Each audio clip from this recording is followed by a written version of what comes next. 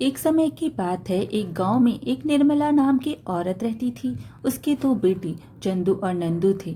चंदू का बचपन से ही एक हाथ एक पैर और मुंह टेढ़ा था, लेकिन नंदू उतना ही चुस्त और बुद्धिमान था। चंदू ने जब से बोलना सीखा था, यूं तो वह बोल नहीं पाता था। वह एक शब्द को बोलने के लिए बहुत समय लगा लेता था, लेकिन जो भी थोड़ा बहुत बोलता उसमें से सबसे ज्यादा वह यही बोलता, राधा रानी के चरण। बस यही शब्द उसकी जिह्वा पर रहते थे। वह एक दिन में दो चार बार यही शब्द दोहराता और इसको दोहराने में भी वह बहुत समय ले लेता। रात को सोते वक्त भी ना जाने उसको कैसा स्वप्न आता था कि वह एकदम से उठकर जोर जोर से रोने लगता था और अटकते अटकते बस यही बोलता था, राधा रानी के चरण। उसके घर वाले बहुत परेशान होते कि ना जाने यह क्या कहना चाहता है। बस एक बार स्वप्न देखकर उसकी नींद टूट जाती तो दोबारा वह सो ना पाता। बस सुबह जब उसकी माँ उसके पास आ जाती, तब तक उसका रो रो कर बुरा हाल हो जाता, जिससे उसकी माँ बहुत दुखी होती थी। वह सोचती, जाने मेरा बेटा क्या कहना चाहता है, क्योंकि वह ढंग से ना बोल पाता, ना अपनी बात समझा पाता है। एक दिन चंदू की चाची उसके घर आई तो चंदू की माँ ने अपनी परेशानी उसको बताई। तो चंदू की चाची ने कहा कि यह राधा रानी के बारे में कुछ कहना चाहता है। तुम एक बार इसको बरसाना धाम ले जाओ, शायद वहां जाकर इसको थोड़ा सुकून मिले। यह सुनकर चंदू की माँ ने कहा, क्या आप मेरे साथ चलोगी? मैं वहां काफी समय से गई नहीं। शादी हो जाने के बाद मेरा बरसाना जाना कभी नहीं हो पाया। अब तुम कह रही हो तो मैं जरूर चलूंगी। तुम्हारे कारण मुझे भी किशोरी जी के दर्शन हो जाएंगे। उसके बाद बरसाना धाम जाने की तैयारियां होने लगी। सब लोग बहुत खुश थे। अगले दिन चंदू की चाची और उसकी माँ चंदू को लेकर बरसाना धाम की तरफ चल पड़े और नंदू अपने पिताजी के साथ रहा। बरसाना धाम पहुंचते ही चंदू का चेहरा खुशी से खिल उठा। ऐसा लगा जैसे उसको उसकी मंजिल मिल गई हो। बरसाना धाम की सीढ़ियां चंदू बहुत धीरे धीरे चढ़ रहा था, क्योंकि उसका एक पैर जो कि टेढ़ा था, उससे उसको चढ़ने में थोड़ी मुश्किल हो रही थी। शायद बरसाना में कोई उत्सव चल रहा था, जिससे सीढ़ियों में काफी भीड़ थी। चंदू की माँ और चाची उसको पकड़ पकड़ कर बड़ी मुश्किल से सीढ़ियां चढ़ा रही थीं, लेकिन चंदू जल्दी ही थक जाता था। तभी चंदू ने इशारों में कहा कि आप दोनों ऊपर जाकर मंदिर के प्रांगण में बैठो, मैं धीरे धीरे आ जाऊंगा। चंदू की ताई ने कहा, ठीक है, हम ऊपर मंदिर के प्रांगण में तुम्हारा इंतजार करेंगे। तो चंदू ने इशारों में उनको हाँ बोल दिया। अब चंदू धीरे धीरे बड़ी मुश्किल से किनारे से सहारा लेकर सीढ़ियां चढ़ने लगा। वहां पर कई छोटी छोटी कन्याएं सबके माथे और मुंह पर राधे राधे का तिलक लगा रही थी। तभी एक छोटी सी कन्या चंदू के पास आई और बोली, यह तो कैसे टेढ़ा सा चल रहा है। यहाँ टेढ़ों का कोई काम नहीं। टेढ़ो तो सिर्फ यहाँ एक ही है, वह है हमारा नंदलाल, कान्हा, कृष्ण मुरारी। उसके अलावा यहाँ कोई टेढ़ा नहीं रह सकता। इतना कहते ही उसने चंदू के मुख पर राधे राधे का तिलक लगा दिया।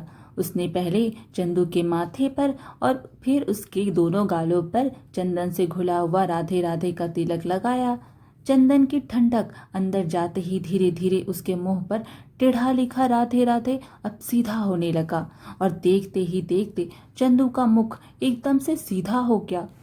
और तभी वह उत्सुकतावश खुश होकर बोला, राधे रानी के चरण। परंतु अब वह अटक अटक कर नहीं बोल रहा था। खुशी से उसकी आंखों में आंसू आ गए। अब वह फिर बोलना चाहता था, राधा रानी के चरण, लेकिन खुशी के आंसू उसके गले में अटके हुए थे, जिसके कारण उससे बोला नहीं जा रहा था। वह कन्या हंसती हुई उसके आगे निकल गई। वह दो चार सीढ़ियां उसके आगे आगे चल रही थी। तभी अचानक से उस कन्या ने, जो कि बहुत सुंदर घाघरा चोली पहना हुआ था, उसके पैर में उसका घाघरा अटक गया और वह एकदम से सीढ़ियों से गिरने लगी। चंदू उसके पीछे पीछे चल रहा था। तभी अचानक से चंदू पूरा जोर लगाकर उसकी तरफ भागा और उसने भागकर अपने हाथों से उस कन्या के हाथ को जोर से पकड़ लिया और उसको गिरने से बचा लिया। तभी कन्या एकदम से मुस्कुराकर बोली, अरे ओ टेढ़ो, हो गयो ना एकदम सीधो। चंदू एकदम से हक्का बक्का उसकी तरफ देखने लगा और फिर उसने अपने आप को देखा और उसकी पैर और बाजू पूरी तरह से सीधी हो चुकी थी। वह हैरान होकर उस कन्या की तरफ देखने लगा और फिर सिर्फ यही बोला, राधा रानी के चरण। यह सुनकर वह कन्या बोली, यह बार बार राधा रानी के चरण बोलते जा रहे हो तो चलो तुम्हें किशोरी जी से मिला ही देती हूँ और उनके चरणों के दर्शन भी करवा दूंगी। यह कहकर वह कन्या उसका हाथ पकड़कर मंदिर के प्रांगण में ले गई। मंदिर में बहुत भीड़ थी, मंदिर के पट बंद थे। वहां भक्तजन मिलकर संकीर्तन कर रहे थे। संकीर्तन की राधे राधे की धुन में चंदू और वह कन्या झूम झूम कर नाचने लगे। चंदू की माँ और चाची वही मंदिर के प्रांगण में बैठे हुए थे, लेकिन चंदू के मुख पर राधे राधे लिखा होने से और सीधे टांग और हाथ होने से वह चंदू को पहचान नहीं पाए। लेकिन वह बड़ी बेचैनी से चंदू का इंतजार कर रहे थे। लेकिन चंदू तो उस कन्या के साथ नाच रहा था और अब उस कन्या ने चंदू के दोनों हाथ पकड़कर किकली डालने लगी। किकली डालते डालते दोनों राधे राधे का जाप कर रहे थे। तभी अचानक ज्यादा देर किकली डालने से चंदू लड़खड़ाकर उसको चक्कर आया और वह गिर पड़ा। अचानक से वह कन्या के पैरों में गिर पड़ा और एकदम से हैरान हो गया और उसको कन्या के चरण नजर आए। यह वही चरण थे जो उसको कितने सालों से स्वप्न में आ रहे थे और वह उन्हें देखते ही बोला, राधा रानी के चरण। अभी वह चरणों को छूना ही चाहता था, तभी एक भक्त की टोली उस कन्या के ओर चंदू के बीच में आ गई और कन्या उसके पीछे हो गई। चंदू उठा और जोर जोर से पुकारने लगा, राधा रानी के चरण, राधा रानी के चरण। लेकिन वह कन्या उसको कहीं नजर नहीं आई। लेकिन वह मंदिर में भागते हुए जोर जोर से पुकारने लगा, राधा रानी के चरण, राधा रानी के चरण। यह शब्द सुनकर उसकी माँ और चाची चंदू की तरफ देखने लगे। वह उसे पहचानने की कोशिश करने लगे। यह शब्द तो चंदू बोलता था। तभी उनको चंदू पहचान में आ गया और वह उसके पास आकर बोली, अरे चंदू, तू ठीक कैसे हो गया? तू तो अब बोल सकता है। लेकिन चंदू को तो कोई होश नहीं था। वह अपनी माँ को पकड़कर जोर जोर से झंझोड़ने लगा और कहने लगा, माँ, मैं इतने सालों से जो स्वप्न में चरण देखता रहता था, आज मुझे वही चरण नजर आए। लेकिन वह कन्या ना जाने कहाँ चली गई। मेरी किशोरी ही थी, वह मेरी राधिका ही थी, वह मेरी लाडो ही थी। इतना कहकर वह जोर जोर से मंदिर में चिल्लाने लगा, लाडली, लाडो, किशोरी, राधे, कहाँ हो तुम? मुझे तुम्हारे चरण देखने हैं। वह इतना जोर जोर से चिल्ला रहा था, इतनी जोर जोर से रो रहा था कि मंदिर में आए हुए सारे भक्त उसकी तरफ ही देख रहे थे। और इसका इतना करुणा क्रंदन सुनकर सभी कृष्ण प्रेमियों की आंखों में भी आंसू आ गए थे कि यह कितना बड़ा भक्त है जो किशोरी जी को इतनी प्रेम से पुकार रहा है।